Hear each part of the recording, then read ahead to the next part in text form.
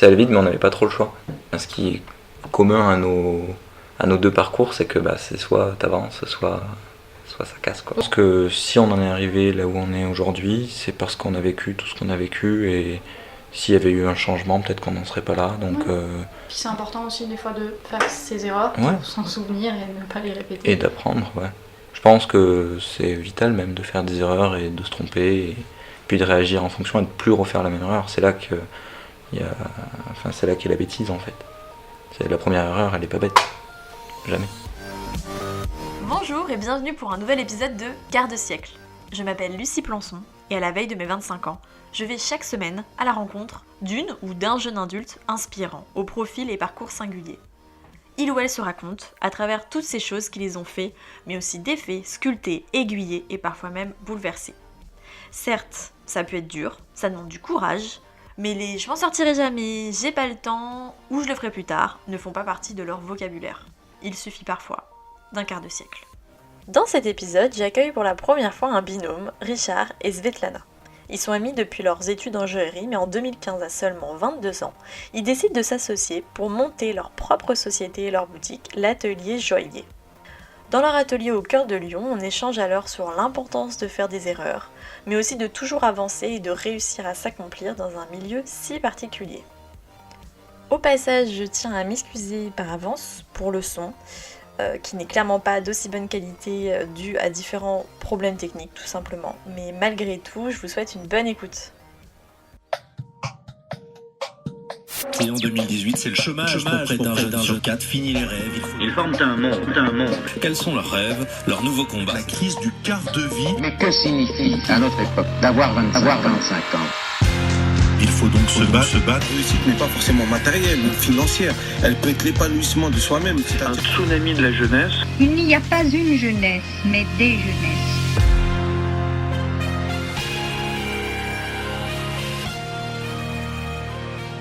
Bon alors salut Richard et Svetlana.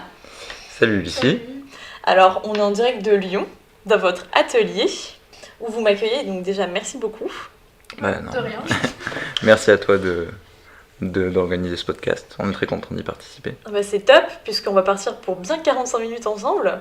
Et ça fait déjà, vous, un bon moment que vous travaillez ensemble, puisque vous avez créé donc votre société. Et j'aimerais savoir, alors déjà, avec vos propres mots chacun, puisque c'est quand même la première fois que j'enregistre un binôme, que vous me parliez un peu de votre propre parcours, de ce qui vous a amené à devenir donc joaillier, à ce qui vous a donné envie aussi de faire ce métier. Alors, qui veut commencer ? Honneur aux dames ou pas? Non. Allez Richard, allez, c'est parti. Allez. Alors moi, je me suis lancé dans la joaillerie parce que c'est un métier qui me passionnait depuis tout petit.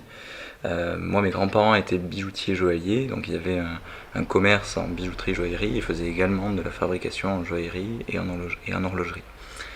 Donc depuis tout petit, je côtoie un petit peu ce métier. Je vois mon grand-père faire sa passion, parce que mon grand-père était vraiment passionné par ce métier d'horloger, joaillier, bijoutier. Et donc du coup, depuis tout petit, je vais dans son atelier et je le vois en train de toujours soit bricoler ses pendules, soit en train de réparer un bijou. Et quand j'étais petit, ça m'intéressait beaucoup.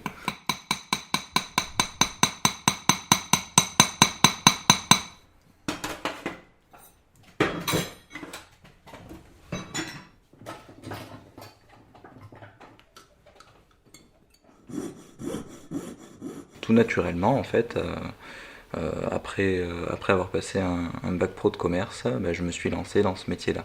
Alors au début, dès la troisième, je voulais me lancer en CAP en 2 ans. Oh, t'étais déterminé dès le début. Ouais, mais ma mère voulait pas parce qu'elle voulait à tout prix que j'ai un bac, et je l'en remercie parce que c'est important, et ça m'a aidé par la suite, parce qu'après j'ai passé des diplômes dans le supérieur pour pouvoir gérer une entreprise, donc c'était important. Mais ouais, dès le début, je voulais me lancer à fond là-dedans. On reviendra petit à petit là-dessus. Et toi, Svet, alors ? Moi, En fait, j'ai toujours aimé les pierres depuis toute petite. Quand j'avais 8 ans, j'avais une collection, je montrais à mes copines et tout. Et je voulais faire un métier artistique depuis toujours, donc avec toujours des crayons, des feutres.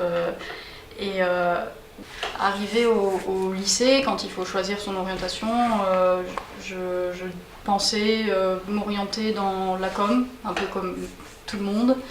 Et j'ai fait une mana après mon bac. Alors mana, faut savoir, parce que moi j'en ai fait une, donc je comprends ce que tu dis, mais c'est donc une mise à niveau en art appliqué. Ouais. Donc c'est un peu une prépa art pour faire C'est simple, ça. quoi. Pour toucher un peu à tout et savoir ce qu'on aime le plus. Et donc pendant cette année, on a fait les portes ouvertes des écoles à Paris pour rencontrer des élèves dans des cursus un peu plus avancés. Et j'ai vu une petite pancarte avec bijouterie. Et en fait, je suis restée devant et je me suis dit, mais c'est évident que je dois faire ça. Et puis voilà, après, quand on est retourné à Toulouse, parce que c'était à Toulouse, les profs m'ont demandé, parce qu'ils ont demandé en fait à tout le monde, alors comment ça s'est passé, qu'est-ce que vous pensez faire pour la suite. Et puis j'ai dit, moi, bijouterie. Et la prof m'a dit, mais oui, tu as vu ce qu'ils ont fait, c'est super, les gouaches, tout ça. Et j'ai dit, non, j'ai pas vu, mais en fait, juste, je sais que je veux faire ça. Et puis voilà. Après, j'ai fait un CAP, une mention complémentaire en joaillerie et un autre CAP de sertissage. Ah oui, donc ça a vraiment, oui, ça dure combien de temps après justement le moment où vous avez lancé dans vos études, c'est combien, ça a duré combien de temps? Ça dépend des cursus. Ouais, c'est très variable, Ouais. parce que c'est plein de petits diplômes en fait que tu peux cumuler ou non. Il y a plein de spécialités. Le tronc commun en fait à tous ces diplômes, c'est de faire un CAP en bijouterie joaillerie qui va t'apprendre vraiment la base des techniques. Donc ça dure 1 an post-bac. Ensuite, nous on avait décidé avec Svet de faire la mention complémentaire en joaillerie. Donc c'est là qu'on s'est rencontrés. Après, tu vois, Svet elle a fait du certi, donc CAP sertissage, mais il y a aussi CAP polissage, il y a CAP lapidaire, je crois. Et donc, quand vous êtes rencontrés, vous avez déjà à peu près cette idée de, déjà chacun de votre côté, de se dire pourquoi pas commencer en entreprise ou monter sa propre société. Vous étiez dans quelle optique en fait quand vous aviez commencé tout ça? Alors moi, pas du tout. J'avais absolument pas l'intention de me mettre à mon compte, surtout que j'étais en mention, en fait on est en alternance, donc j'étais chez un employeur qui était artisan à son compte et ça me faisait vraiment pas rêver quoi. Non, c'était pas du tout dans mes objectifs. Et toi Richard? Moi c'était dans mes objectifs dès le début en fait. Depuis que je suis gamin, je veux avoir ma propre affaire. Et puis, c'est quelque chose qui m'a toujours passionné. J'ai toujours aimé les responsabilités. Ouais, ça m'a toujours plu comme milieu. Et donc depuis tout petit, je sais que je veux, que je fais tous ces diplômes, que j'ai fait mon apprentissage, que j'ai eu mes différentes expériences dans la joaillerie pour ça. Alors après, depuis le début, c'est acquis. Et dans mon parcours, j'ai appris que c'était pas si simple que ça, que de se lancer à son compte. Donc du coup, je me disais, quand j'étais en études, je verrai plus tard. Pour l'instant, j'engrange de la pratique, de l'expérience, et puis après, on verra plus tard. Mais l'idée, la finalité, c'était vraiment de... on peut pas dire la finalité, mais le but, c'était vraiment de s'installer. Et justement, arrive ce fameux moment forcément où vous avez envie peut-être de vous associer, mais comment en fait ça vous est apparu cette idée de créer donc l'atelier joaillerie, l'atelier joaillier? Je te laisse répondre. Oui. Ouais. En fait, moi en mention, quand j'ai rencontré Richard, je savais qu'il voulait se mettre à son compte. Et puis on est resté sur ça, il est parti, moi j'ai continué l'école et j'ai continué mon alternance chez ce même maître d'apprentissage pour mon année de sertissage. Et puis à la fin de l'année, il m'a dit qu'il pensait embaucher un autre apprenti.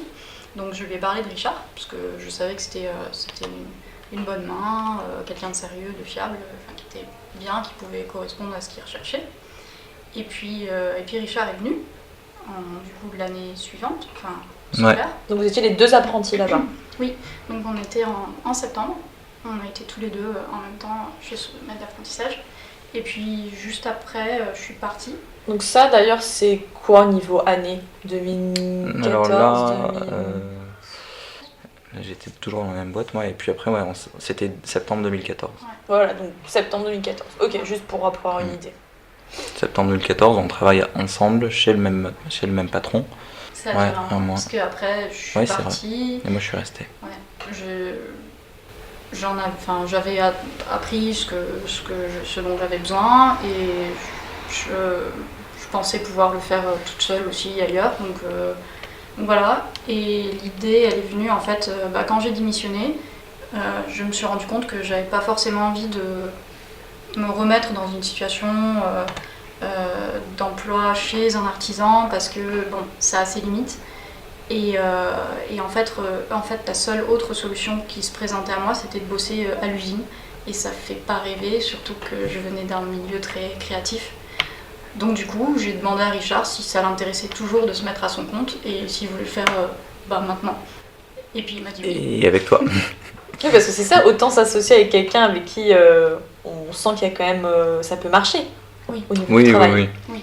Oui, mais ça, on le savait. Ça, vous le savez déjà. Ça, on le savait parce que quand on était en mention complémentaire ensemble, on bossait beaucoup tous les deux. Et enfin, quand on a passé notre examen, on révisait ensemble. On a toujours été au-dessus, mais pas de manière, pas au niveau des notations, mais en termes d'envie et de passion, de toujours aller plus loin. On a toujours eu ce désir-là. Et donc, du coup, on voyait que ça matchait bien. Et quand on a travaillé ensemble, on le voyait aussi, on a des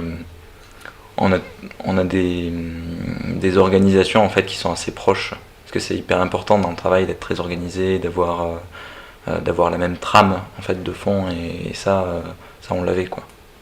Après on est très complémentaires, c'est ce qui fait qu'aujourd'hui on fonctionne.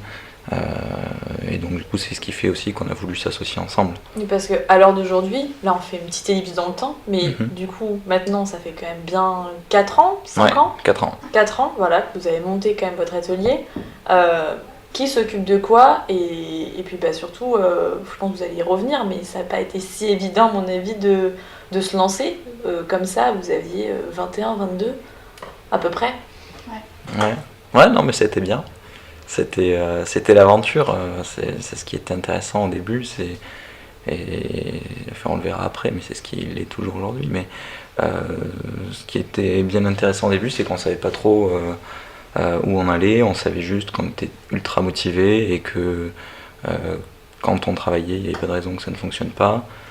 Et donc du coup, dès le départ, on s'est assigné à des tâches dans lesquelles on était tous les deux, chacun était fort dans son domaine de prédilection.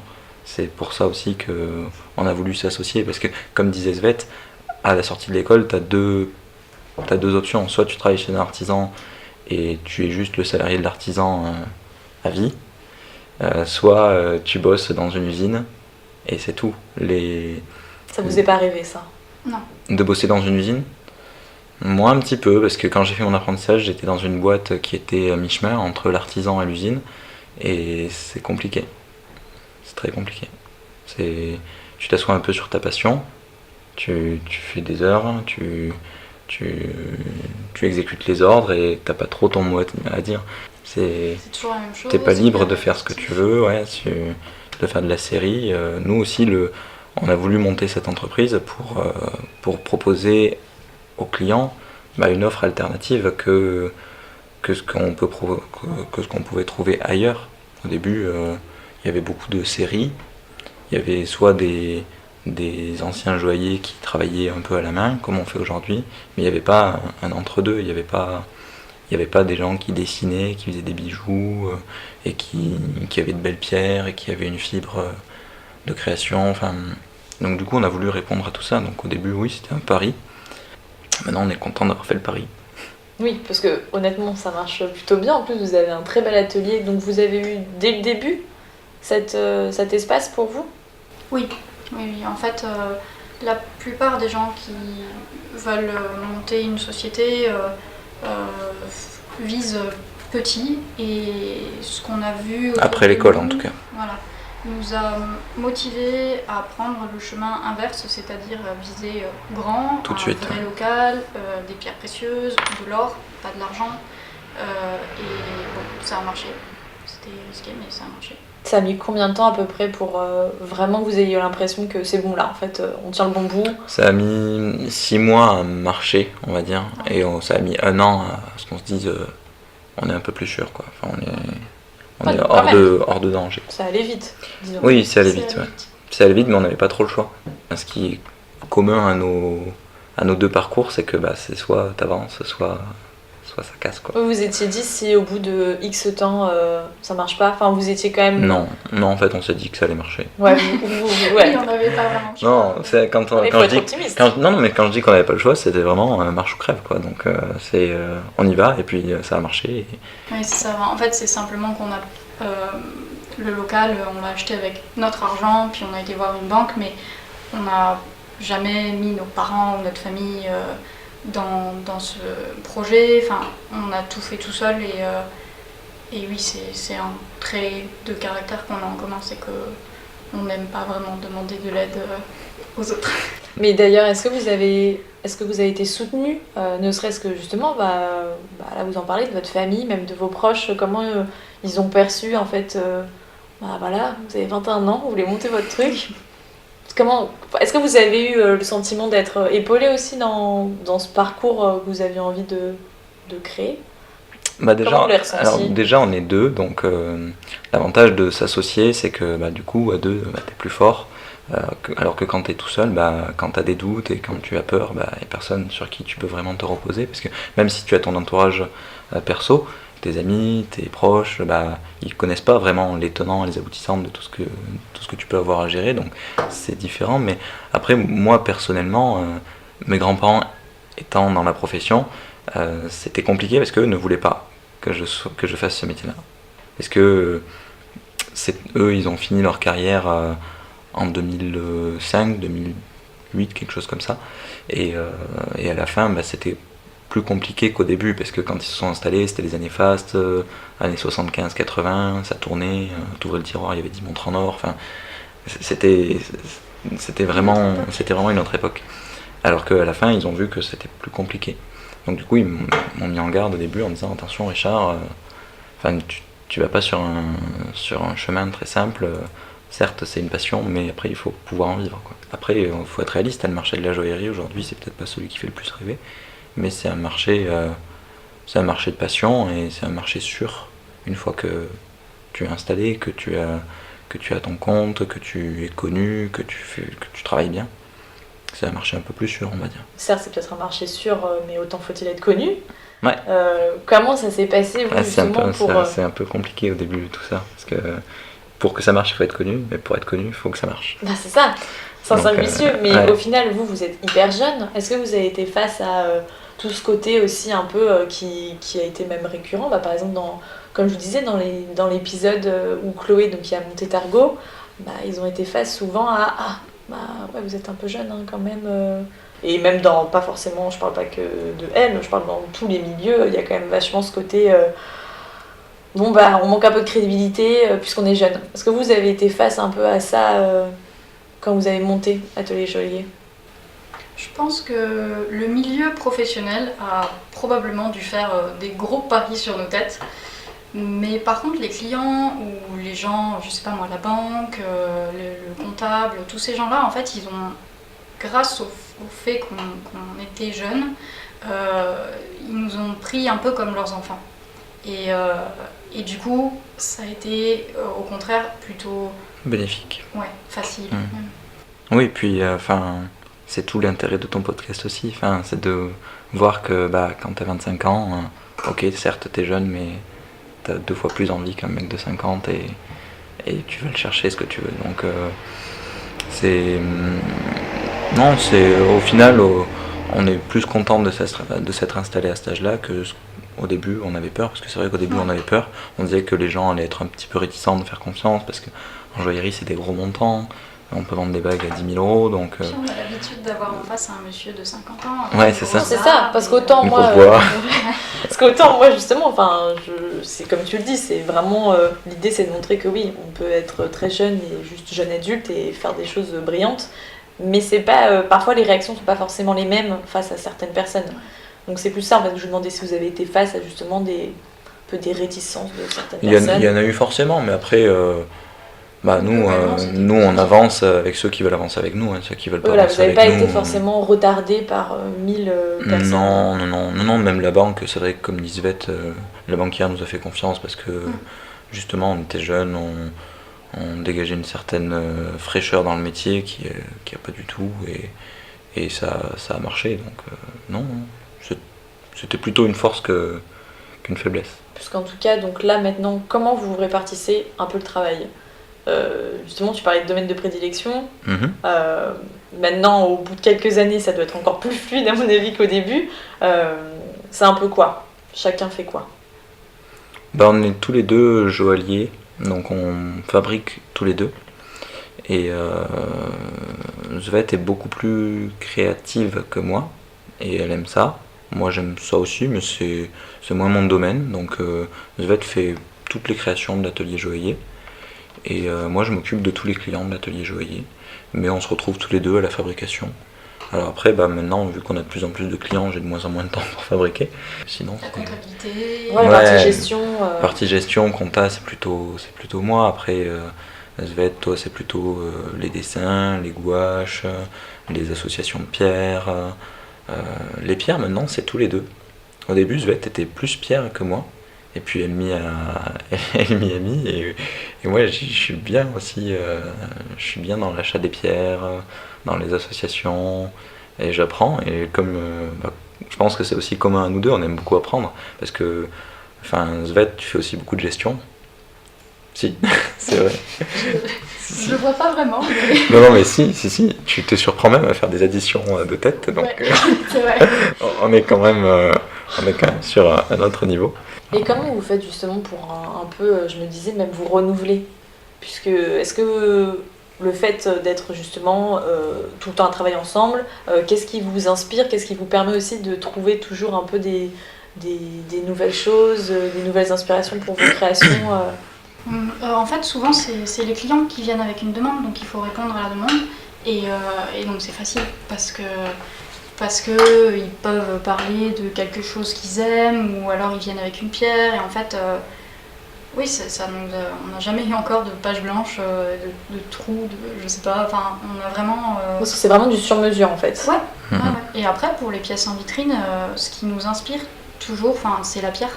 On part d'une pierre, donc comme il n'y en a pas de pareil, et c'est facile aussi de trouver toujours des créations différentes. Non, et puis même d'une manière un peu plus large au point de vue de l'entreprise, on fonctionne beaucoup par volume et capacité de travail. C'est-à-dire qu'à un moment donné, quand on a suffisamment de travail et que on se dit ok, qu'est-ce qu'on fait, on se met en réflexion, on se repositionne sur qu'est-ce qu'on va faire maintenant. On se remet toujours en question et on ne veut pas rester sur quelque chose d'acquis. Oui, et pas. Se dire oui ou pas. Non, par exemple, si jamais on voit que pendant 3-4 jours, il y a un peu moins de monde, tout de suite on stresse, on se remet en question, qu'est-ce qu'on peut faire pour améliorer, on est vraiment... oui, voilà, tout à fait, ouais. C'est vrai. Oui, ça vous arrive, ça de vraiment justement même poser des questions sur votre activité Tout le temps. Tout le temps, c'est hyper important de rester en veille, même si ça marche, même si au final... on n'aurait jamais espéré faire ce qu'on fait aujourd'hui, mais on reste toujours en alerte et on est toujours sensible au passage, à nos tableaux de bord avec nos chiffres d'affaires, notre marge, savoir où est-ce qu'on en est. C'est pour ça que je disais qu'elle fait pas de gestion, mais elle en fait autant que moi. Donc, sans s'en rendre compte. Sans s'en rendre compte. C'est un jeu en fait, mais c'est vrai. Mais c'est hyper important, et donc du coup, quand on est sur une base de chiffres, un mois qui roule très bien, on va pas se dire c'est bien là, on va pouvoir se reposer. On va plutôt se dire qu'est-ce qu'on fait maintenant ? Ouais. C'est plutôt ça, c'est plutôt l'histoire de notre vie. on projette quoi maintenant ? Voilà, donc on est plutôt dans cette mouvance là.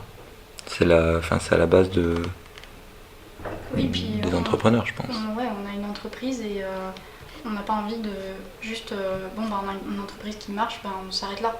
C'est pas le but. Moi, faire ça toute ma vie, je sais pas.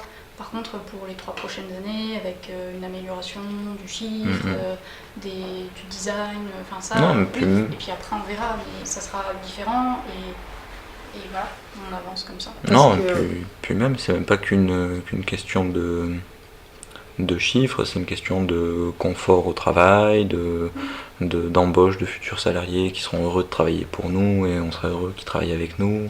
Enfin, c'est vraiment, on a aussi, je pense, avec Svet la même vision à ce sujet. On veut créer une entreprise où il fait bon vivre. Ça a l'air un peu naïf de dire ça, mais c'est vraiment notre but, quoi, je pense. Oui, on a des idéaux. Ouais, c'est ça. On a des valeurs et des idéaux qui sont communs et qui sont intéressants sur le point de vue du confort au travail, sur le point de vue de l'embauche de salariés qui seraient heureux de travailler. Et puis voilà. Et puis ici, c'est un peu comme notre maison, on est là tout le temps, on est tous les deux ensemble tout le temps. Donc emmener une troisième personne, il faut vraiment qu'il y ait un feeling ouais, parce que sinon... sinon c'est compliqué, quoi. Oui, c'est pas anodin. C'est un petit espace, pour une petite entreprise comme la nôtre, embaucher quelqu'un, ça peut nous faire couler si c'est pas la bonne personne. Ouais, même pas au point de vue de son travail, t'as raison, au point de vue de comment est-ce qu'il se comporte. Oui, ne serait-ce que la personnalité en fait. Ouais, complètement. Mais plus tard, on aimerait bien transmettre, je pense, l'un et l'autre notre métier. Ça viendra plus tard. Après, nous, on fait un petit peu tout à l'envers. Hein. On s'est installé jeune. Je pense que quand on prendra un salarié, on prendra quelqu'un de très expérimenté, qui aura peut-être le double de notre âge. Mais voilà, on préfère. On préfère, c'est plus sûr pour nous. Et puis on s'entend bien avec les personnes de cet âge-là aussi, donc c'est pas un souci. Et on a pris 2 stagiaires pour l'instant, qui avaient aussi un âge un peu plus avancé que le nôtre, qui avaient 40 et 60 ans. Et du coup, ça s'est super bien passé. On s'est aussi enrichi de cette relation qu'on puisse s'enrichir de l'échange qu'on a eu. Donc non, ça s'est très bien passé, ça nous a conforté dans ce qu'on voulait faire en plus. Même si c'est pas forcément quelque chose qu'on a abordé, mais c'est vrai que beaucoup de votre diffusion se fait, je pense, sur Instagram. Oui, et Facebook aussi. Facebook, Google aussi. Les réseaux marchent beaucoup en fait quand même dans ce milieu-là. Oui. En fait, on répond à une demande parce que la demande c'est bague de fiançailles ou alliance et les gens cherchent sur internet aujourd'hui. Donc il faut être présent. Et c'est important d'avoir des visuels pour qu'ils des beaux visuels. trouver ce qui peut leur plaire. Ça, c'est vous qui faites vos photos en général ? Oui, mais bientôt elles seront bien mieux. Ça va évoluer. On a une marge de progression. Seulement, c'est ça. Pour l'instant, nous avons le plus petit niveau d'appareil photo. Non, on va dire ça. Qu'on puisse avoir aussi en termes d'appareil photo, on est pas mal. On est sur un appareil photo familial qui est chez moi depuis au moins 15 ans, donc on est pas mal. Voilà. Mais ça s'améliore. Oui.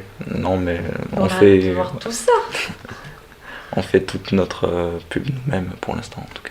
Ouais. Est-ce que vous arrivez quand même à gérer aussi du temps pour vous, puisque en l'occurrence vous avez quand même chacun aussi vos vies. Comment vous arrivez à gérer en fait ça aussi, la dimension de on est entrepreneur, on a notre activité, mais arriver après à faire d'autres choses à côté. Alors là par contre je pense que c'est plus individuellement comme vous pouvez répondre, mais comment vous arrivez aussi à souffler, à pas penser tout le temps atelier.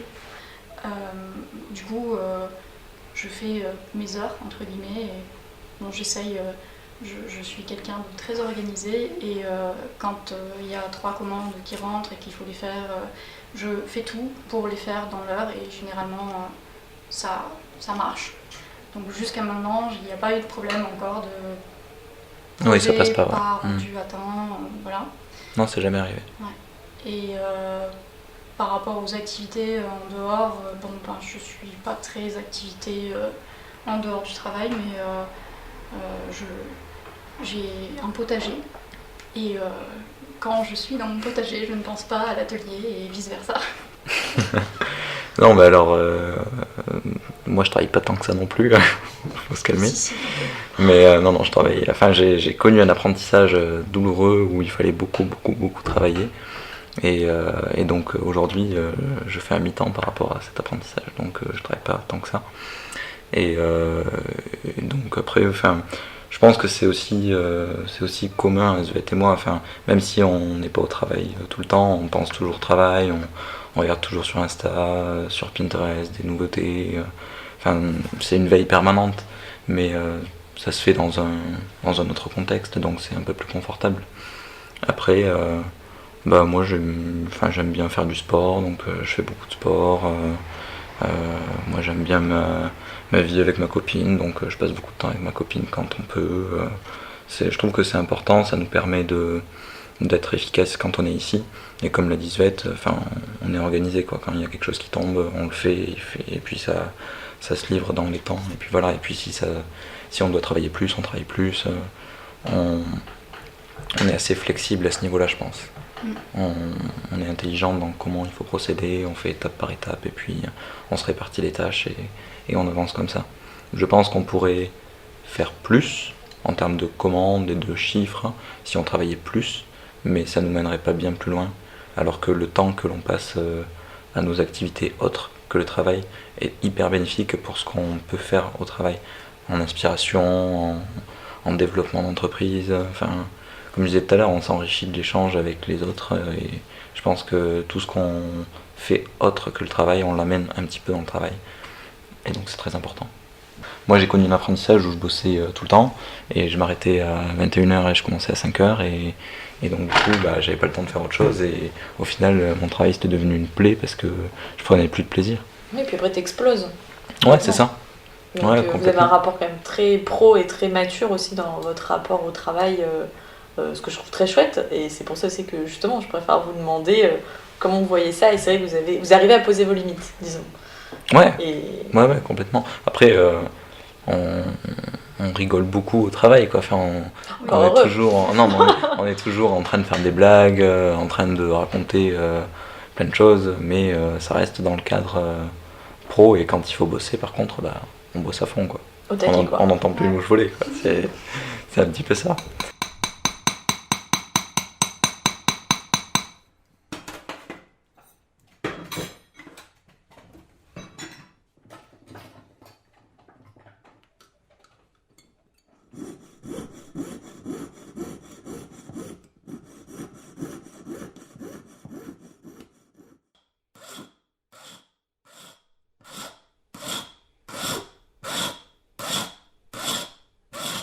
Je me demandais, ne serait-ce que dans tous les associations comme ça, des binômes hommes-femmes qui créent en fait une entreprise, est-ce que toi tu as eu le sentiment, et Richard tu peux confirmer aussi, est-ce qu'il y a ce rapport un peu justement, c'est Richard qui a monté la société, puis toi en fait tu es pas la secrétaire hein, mais la bonne main ou quelque chose comme... Comment en fait toi vous arrivez à vous...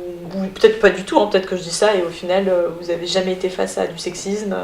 Le milieu de la bijouterie est très sexiste en général, et à l'atelier je sais que la plupart des clients doivent penser que je suis l'apprentie de Richard.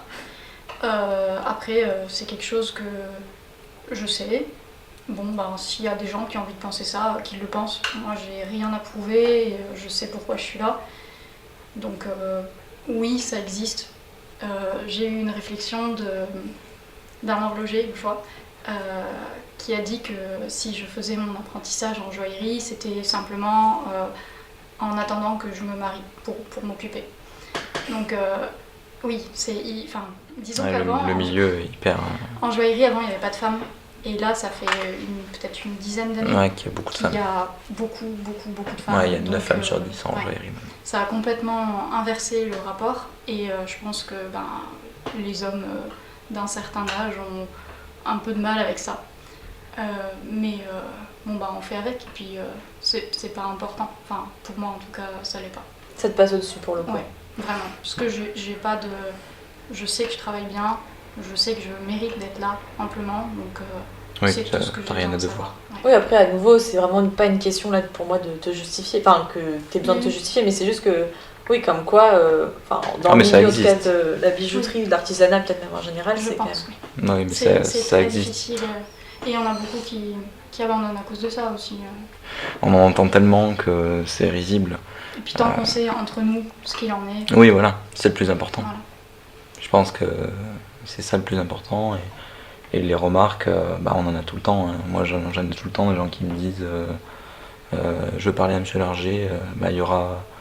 je serai pas là aujourd'hui, ce sera Svetlana. Ah mais je viendrai plus tard alors. Non en fait, Svetlana c'est mon associée, vous pouvez parler de tout avec elle, il n'y a pas de souci.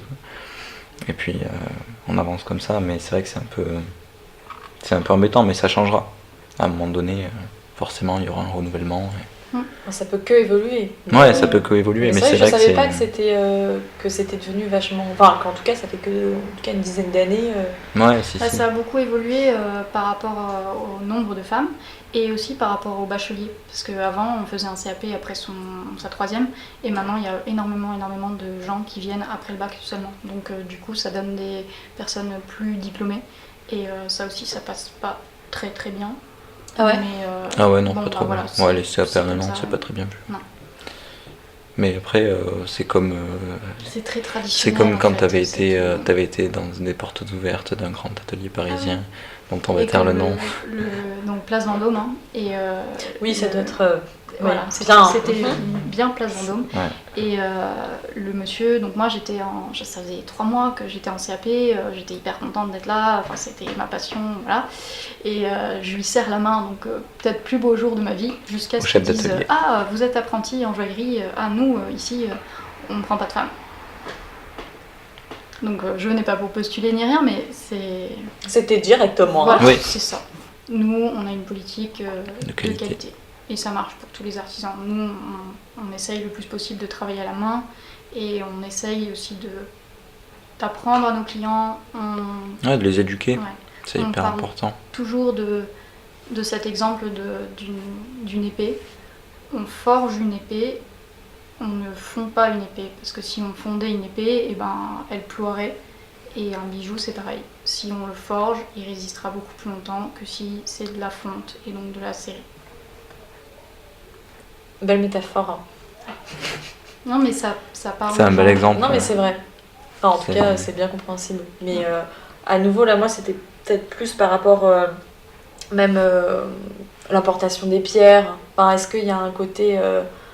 Par rapport à une dimension éthique, tu veux Ouais, dire, par c'est ça. exemple, on fait de l'importation de pierres à travers des négociants en pierres précieuses, et ensuite ces négociants en pierres précieuses, on les choisit en fonction de ce qu'ils vendent, mais toutes les pierres viennent de pays étrangers, on a très peu de pierres en France, il y a des filières qui sont plus éthiques que d'autres, mais après ça c'est au bon vouloir de chacun de s'en servir ou non.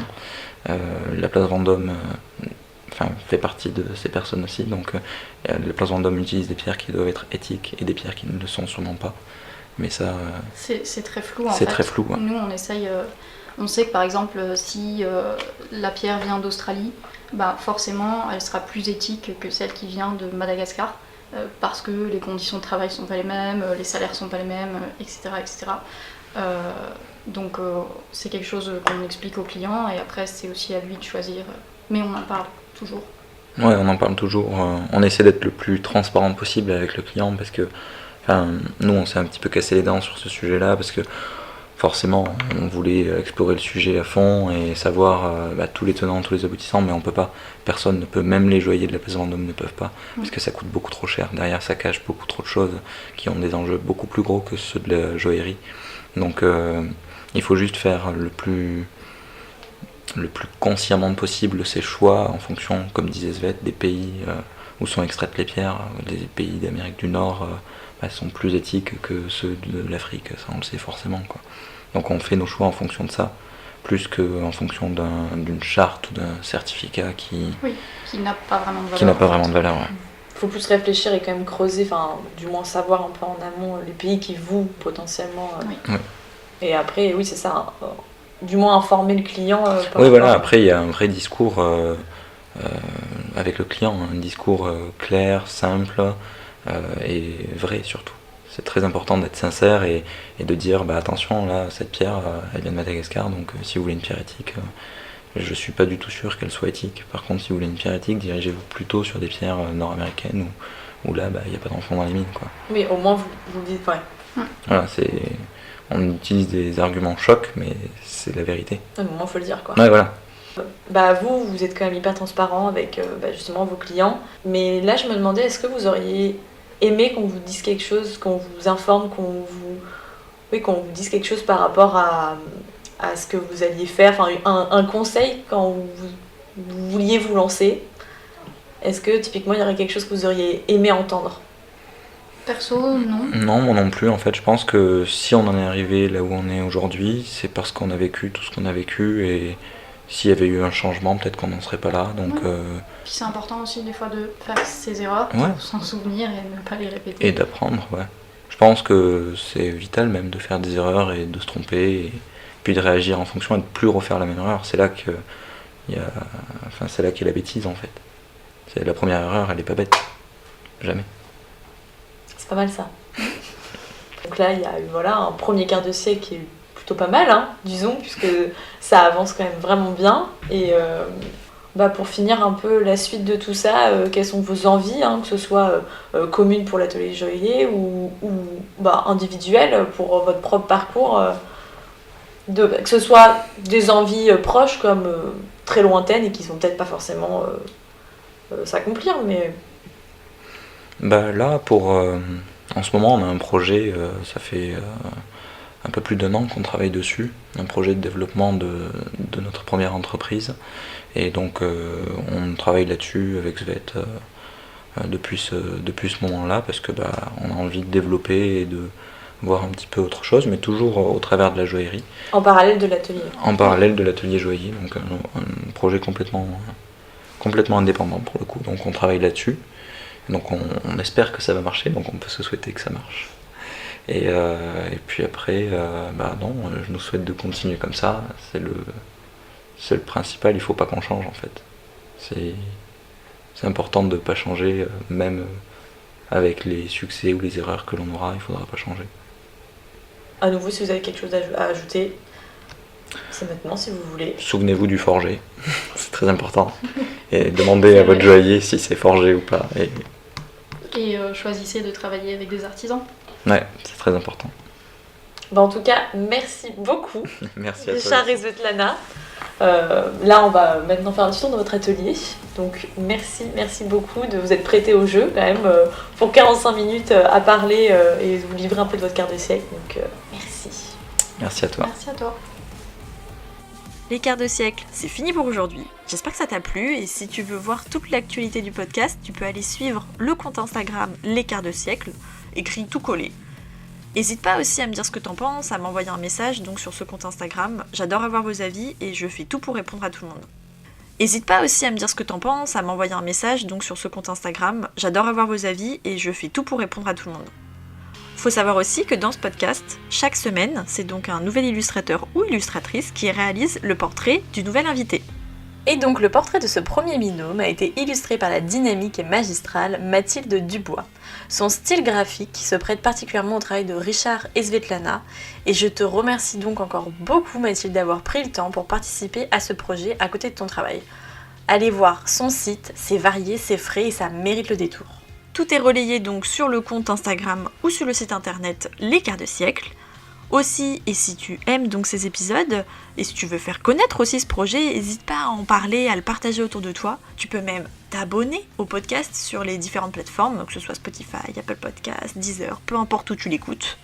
Et même si tu es encore plus motivé de chez motivé, ce qui peut en fait vraiment m'aider à faire vivre ce podcast, c'est laisser donc une note ou un commentaire sur Apple Podcasts par exemple. Je peux juste te dire merci d'avance. Quart de siècle, ça fait que commencer, et à lundi prochain.